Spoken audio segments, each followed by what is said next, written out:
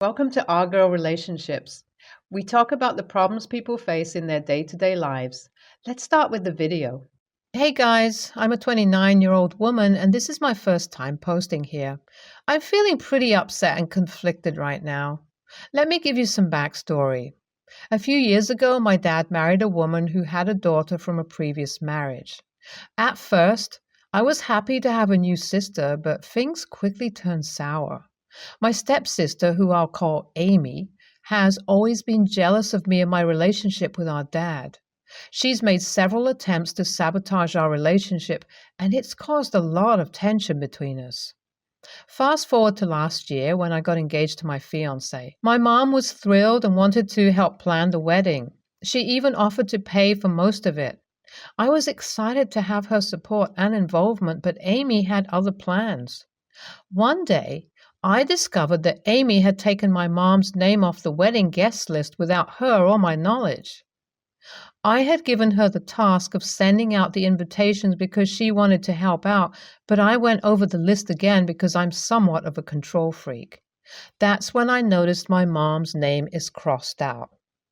When I confronted Amy, she admitted to doing it because she didn't want my mom to have too much control over the wedding. I was angry and hurt, but I didn't want to cause any more drama leading up to my big day, so I let it go.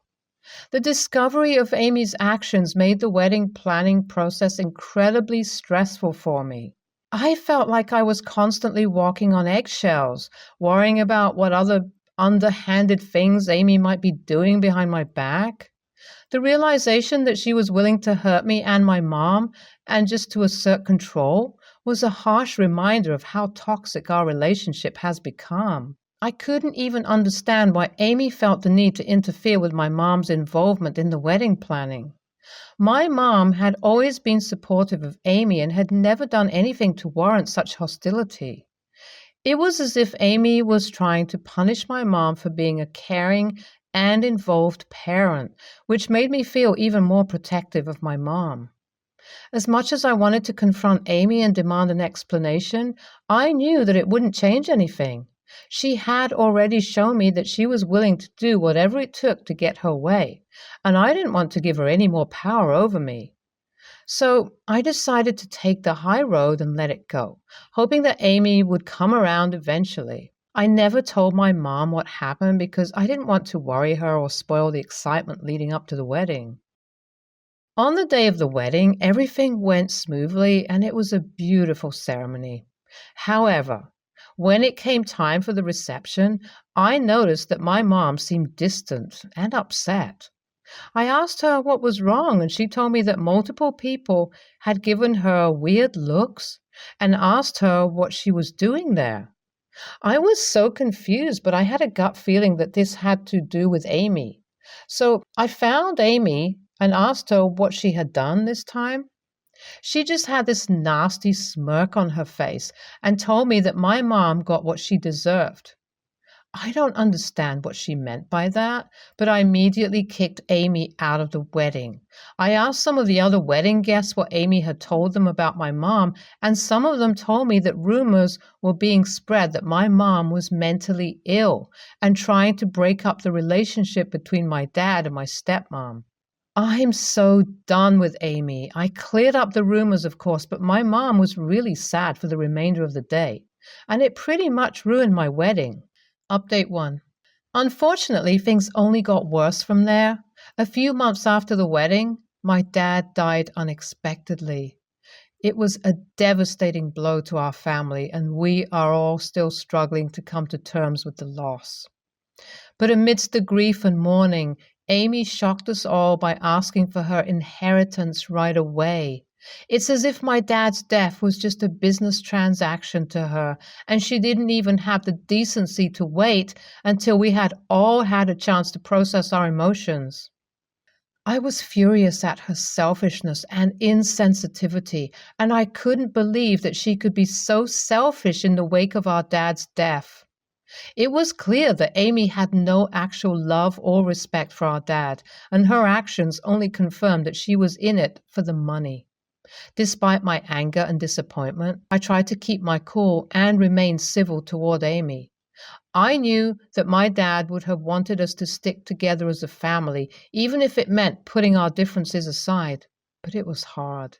Every time I look at Amy, I can't help but feel a deep sense of betrayal and resentment toward her. She has caused so much pain and turmoil in our family, and now she's trying to profit off of our dad's death. I'm trying to focus on the positive memories of my dad and the love and support of my family and friends, but the presence of Amy is making it difficult to fully heal and move on. Update 2.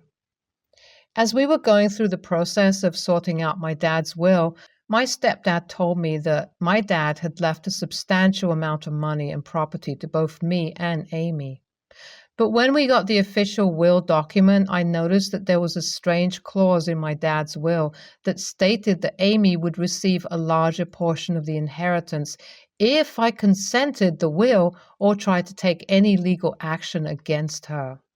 At first, I thought it was just a strange stipulation that my dad had included in the will, but then my stepmom dropped a bombshell on me. She revealed that my dad had been sick for a while and Amy had known about it all along. According to my stepmom, Amy had been trying to push me and my mom out of my dad's life so that we wouldn't be included in the will. She had convinced my dad to change the will and leave more to her, using our strained relationship as an excuse for her actions. My dad had always wanted us to get along, but Amy had poisoned his mind against us. My stepmom was trying to stop all of this from happening, but in the end, she focused her attention on caring for my dad. I am devastated by this revelation. Not only has Amy caused so much pain and drama leading up to my wedding, but she has also been manipulating my dad behind the scenes for her own financial gain while he was sick, and I didn't even know about it. She has been playing the long game all along, trying to push me and my mom out of the picture so that she can inherit more money and property. Update 3. Hey Reddit, it's been a few weeks since my last update and a lot has happened. I'm sorry for my language, but I am still feeling heated over this thing, so I'm just going to let it out. As some of you might remember, my dad passed away unexpectedly and Amy wasted no time in asking for her inheritance. Well, shit hit the fan when we found out that Amy had known about my dad's illness for a while and had been trying to push me and my mom out of his life so that she could have the inheritance all to herself. At first, I was in shock. I couldn't believe that someone could be so conniving and cruel, especially to her own family. But then I got angry, real freaking angry. I didn't waste any time confronting Amy. I called her out on all her bullshit and let her know exactly what I thought of her. I didn't hold back. I used some pretty colorful language, too. I told her that she was a freaking snake and that I never wanted to see or speak to her again. Amy tried to play the victim, of course. She claimed that she was just looking out for her own interests and that she was sorry for any hurt feelings. But I wasn't having it. I knew that she was just trying to save face and salvage whatever inheritance she could get. I made sure to tell my mom and every single person in the family about Amy's actions, too. I won't lie, it's been tough. Dealing with the death of my dad and the betrayal of my stepsister has been a lot to handle, but I know that I did the right thing by standing up for myself and my mom. I'm not going to let anyone, especially not someone as toxic as Amy, push me around or treat me like shit. So to all of you who gave me advice and support in my previous posts, thank you. I couldn't have done this without you guys. And to Amy, if you're reading this, frick you. You can keep your inheritance. It's not worth the price of your soul. NTA. Wow, that is terrible. I can't believe that someone would stoop so low just to get their hands on an inheritance. Amy is a manipulative and selfish person who deserves to be cut out of the family entirely. I hope that the poster and her family can move on from this toxic situation and find peace without Amy's involvement. Definitely NTA. As someone who has dealt with toxic family members before, I can say that cutting them out of your life is sometimes the best option. It's never easy, but sometimes it's necessary for your mental health and well-being. I hope the poster can find some peace and comfort in knowing that she did everything she could to stand up for herself and her mom. NTA, it's really disappointing to see how some people can act when money is involved.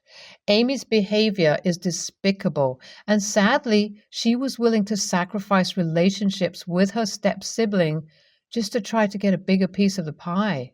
I hope that this serves as a lesson to anyone who's considering doing something similar. It's just not worth it in the end. Next story. My husband, 44, male, and I, 43, female, have 2 kids. Both left for college and one is in law school now. So we are empty nesters. I love it. I get to go wherever, whenever. Right now, I'm skiing a lot and we take lots of vacations. I'm planning on retiring in a few years. We invested smartly and now our home is paid off and my kids are getting a full ride in school. We can retire without much worry, although we will still work until the economy is better and our bodies allow us to. The problem is my husband is now bored and wants a foster child. I am absolutely against the idea. My cousin did foster a child for 3 years. She is infertile and decided she wanted to foster as a way to have a child in her life, but that child was a complete nightmare and almost made her and her husband divorce over it because it caused so many issues. I know not all foster children are like that, but my cousin is far more compassionate. She's a nurse than me, and she was crying to me and my sister every day about it, and I don't want to do it. It's hard to tell what a child has gone through, and it's usually nothing good if they need to be fostered. I don't have the energy to deal with it anymore. I raised my son and daughter, and unless they need me, I'm going to finish my last years at work and then retire and enjoy my quiet years.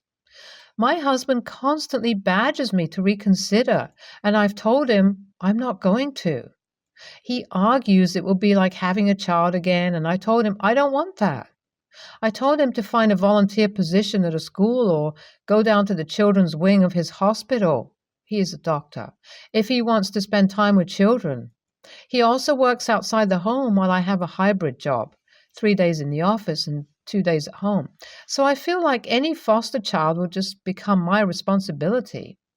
But he's constantly complaining that I'm not being compassionate and we could change a child's life for the better, but I know it will probably change my life for the worse. Still, AITA for refusing to sign up to be a foster? NTA.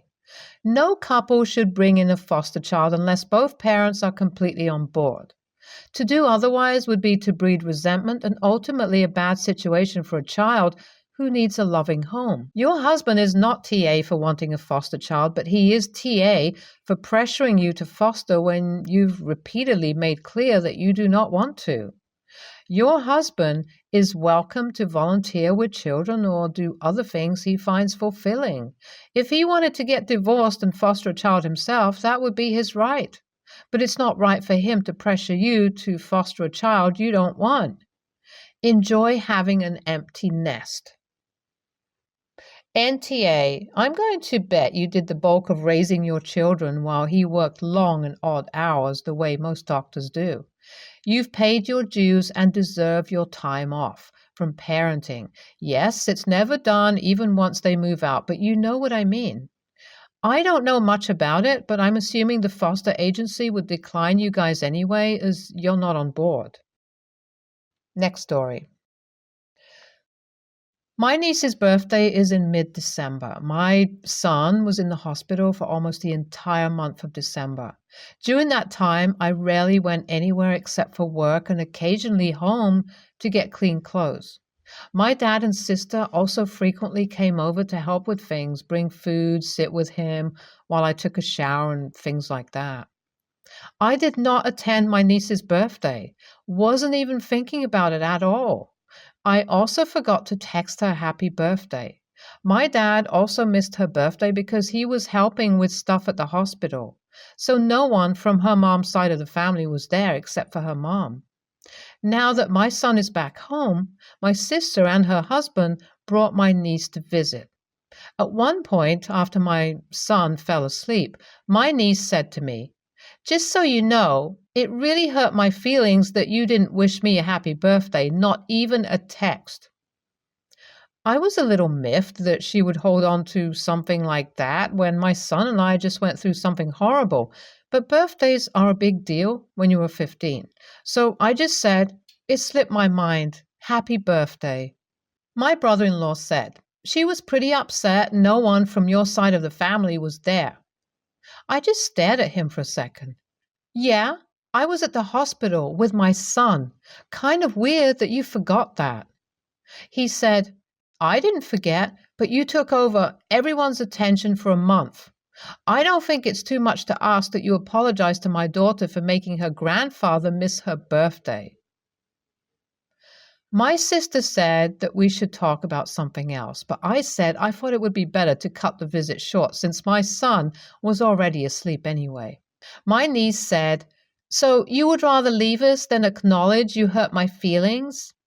I said yes.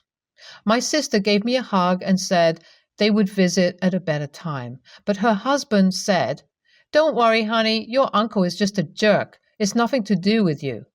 Then they left. Now, could I have apologized for missing her birthday and technically being the reason my dad did? Sure. Should I have? She's 15. One would think she's old enough to understand extenuating circumstances. Is that an unrealistic expectation? Update. Thanks to all the people that weighed in and gave me perspective on this situation. Between caring for my son and work, I haven't been able to read every comment. However, I have read a decent sampling and all the diverse opinions help me to sort through my thoughts. I'll address a few common statements and then tell you what I decided to do.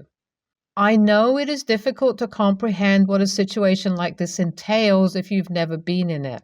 Several people have told me to take my niece out to dinner and this will all blow over. I am now the primary caretaker of a disabled child alongside working a full-time job. I am in massive medical debt and will probably be filing for bankruptcy in the near future. Taking people out to dinner is not in any sense a realistic proposal. I have a time deficit and a money deficit. A lot of commenters also made mention of my sister and her parenting in a negative light. My sister is an amazing person and mother. Despite what I might be feeling towards her husband right now, she is the world's greatest big sister, and I am blessed to have her in my life. She came through for me in so many ways during all of this, as she has many times before in my life. That brings me to my decision.